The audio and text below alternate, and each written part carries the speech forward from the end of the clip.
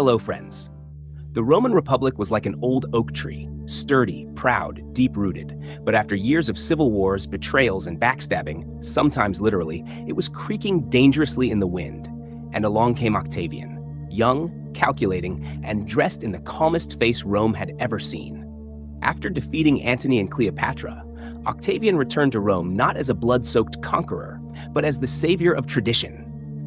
A masterclass in optics, he could have taught a seminar called How to Look Modest While Taking Over the World. First, he claimed he would restore the Republic.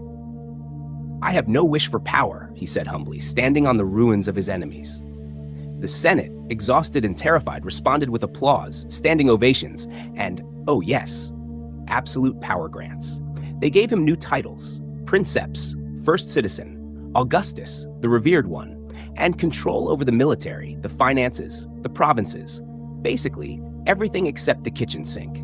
And let's be honest, he probably had a few kitchen sinks too.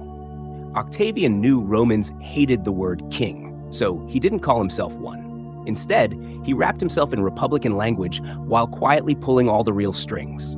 Imagine a puppet show where the puppeteer keeps shouting, "Don't look at me! The puppets are totally in charge!" That was Rome now. Meanwhile, anyone who dared whisper about freedom or bringing back the old republic mysteriously vanished or found themselves facing charges of conspiracy. Coincidence? Octavian thought so too. He even controlled history itself. Writers and poets, like Virgil and Livy, composed grand tales about Rome's destiny, and Octavian's divine mission to fulfill it. Myths were polished, legends stretched, and suddenly everything pointed to one shining truth. Rome needed a strong leader. Rome needed Augustus.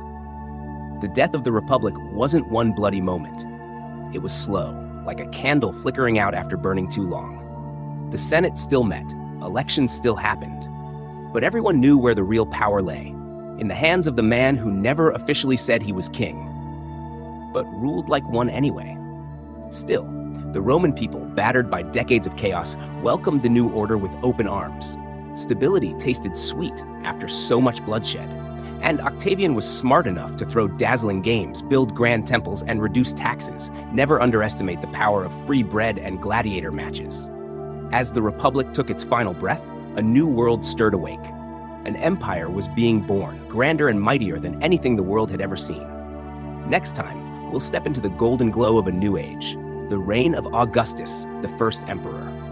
Get ready for marble cities, grand visions, and a man who turned a crumbling republic into the greatest empire history had ever known, all while making it look effortless. Pack your sandals. The age of Augustus is about to begin.